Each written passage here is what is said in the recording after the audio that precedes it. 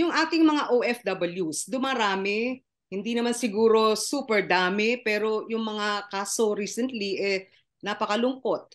Ano ho yung tingin ninyo? Parang merong bago tayong Department of Migrant Workers, may mga adjustment period, paano ho? Pero sa tingin nyo ba, meron pang mga kulang or gaps sa protection na dapat ibigay sa ating mga OFWs?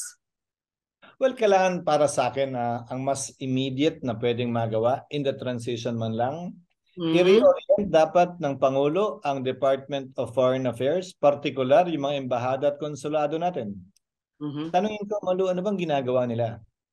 Pag may pupuntang congressman, secretary at senador, governor, mayor, i-entertain nila, sunduin nila sa airport, asikasuhin nila, ila-lunch nila, i-dinner nila. Pag may reception, yung iba't ibang mga embassy kung saan sila naka-assign. Pag mayroong reception, yung national government kung saan sila naka-assign, pupunta sila. Yan ba ang trabaho nila? Natatakbuhan ba ng mga Pilipino nagtatrabaho bilang turista sa ibang bansa, iba't ibang embahada at konsulado natin na meron naman tayo? Correct. Ang naging practice ng iba't ibang administrasyon ay kailangan may military attaché tayo, ay kailangan may agriculture attaché tayo, ay kailangan meron tayong ngayon migrant workers attaché. At dapat may OWA tayo dyan, may tigadori tayo dyan. Pag lumapit ka sa consulate, lumapit ka sa ambassador, ay doon kayo sa OWA. Dapat i-reorient para yung mandato nila dahil napakalaking problema na niyan.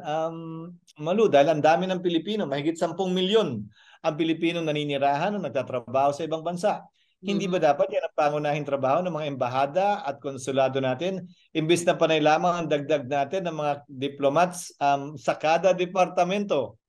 At nag-iisang tao lang naman siya. Karamihan ng staff ay sumusuporta sa ambassador at sa consulate.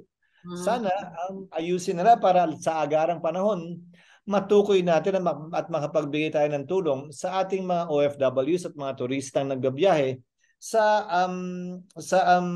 ibang bansa. Nakita ko nang nangyari yan dito sa Pilipinas at nainggit ako sa totoo lang. Naalala mo yung kaso ni Pemberton? All right. Naalala mo yung kaso ni Larazaga? Hindi ako nagkakamali. Biruin mo ang ginawa ng Amerikano, talagang binantayan yung kanilang national na nakasuhan, tinutukan hanggang sa napalaya nila sa pamamagitan ng husgado.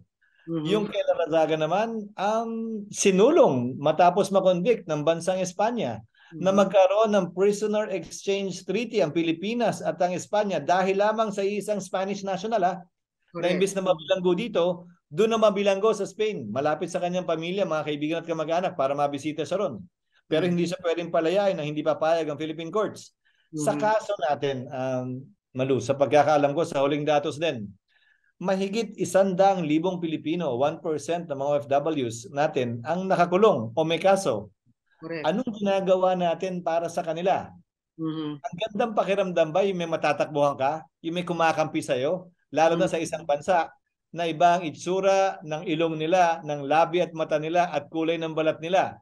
Nakakagaang ng puso kung may makikita silang kayumanggi at kapwa nila Pilipino na umaalalay, umaantabay at nandun palagi para tanungin man lamang, paano ba ako makakatulong sa'yo?